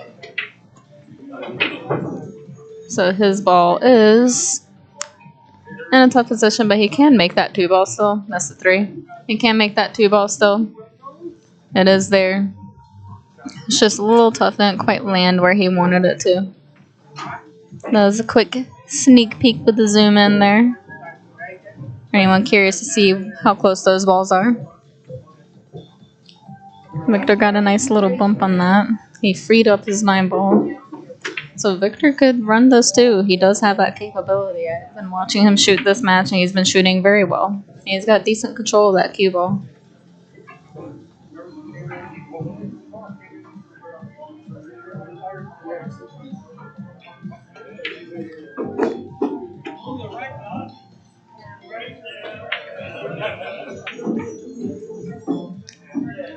Looks like he played a defense there to... Did it hit a row? I think so. I believe it did. Yep. But he did play a defense. He wanted to push that 8 ball out of there so that way the 8's not sitting in the pocket.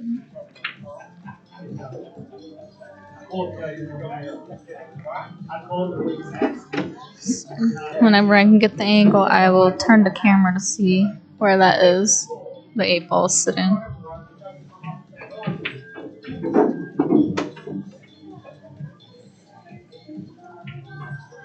Yeah, I don't think the 8 ball could sneak past there. It might be able to carry him in off of the 12. It's a very tight position for the 8.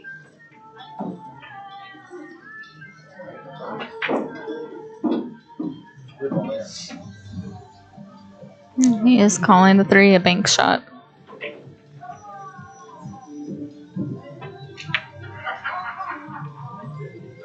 Beautiful shot on that 3-ball.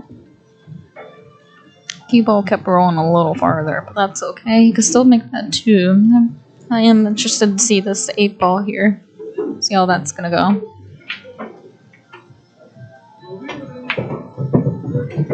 Oof.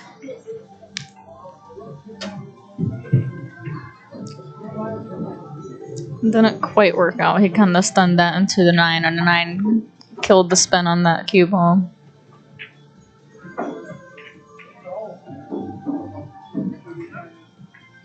He's just trying to get that 8-ball off that rail and try and put it in a spot where he can potentially make it later or make it harder for Victor for when he goes to run.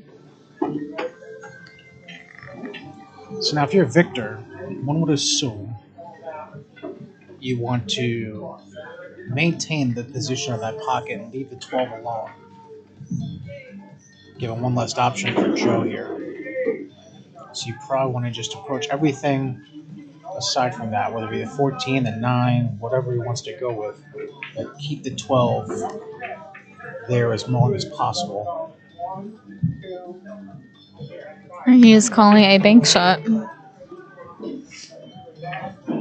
And instead, it looks like he actually went for a defense there. He probably called the 13 just in case it would fall. And now is Joe going to end this with a bank? Let's see how he does. Joe is shooting for the match.